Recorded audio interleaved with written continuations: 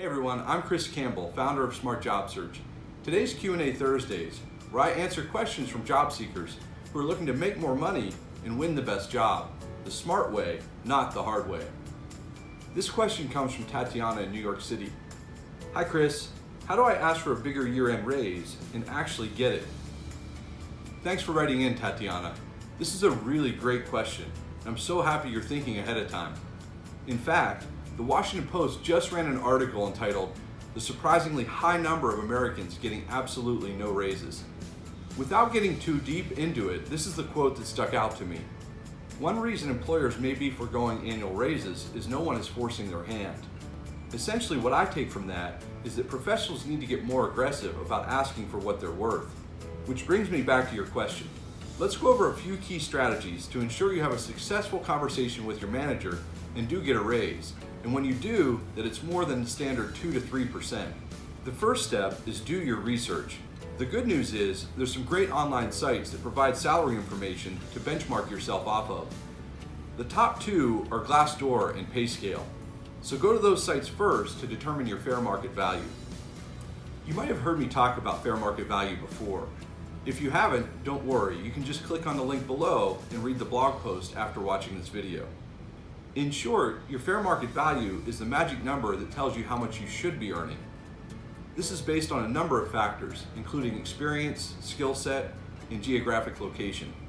Once you research your number, you'll know immediately if you're being underpaid.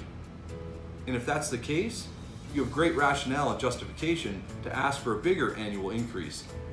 Not many people know this, but the longer you've been at your current job, the higher the probability of you being paid at a rate that's under market value.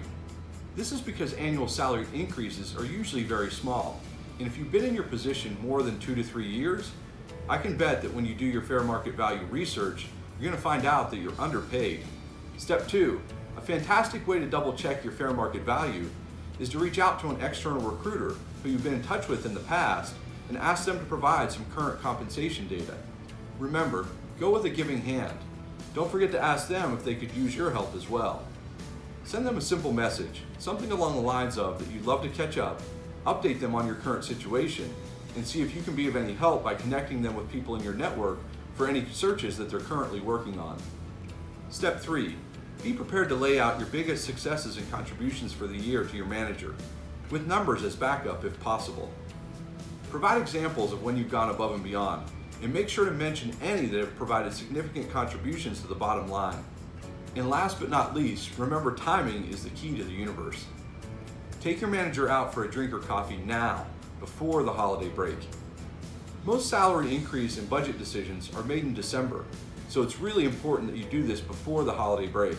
The worst thing you can do is miss out on this window of opportunity and ask your manager for a bigger raise after the budget's already been allocated and decisions have been made. Or even worse, when he or she calls you in to give you an update on an already decided raise. It's extremely hard for bosses and managers to go back to higher-ups after raise decisions have already been made. I hope that helps, Tatiana, and don't forget to read that post on fair market value. I promise it will be helpful now and for the lifespan of your career.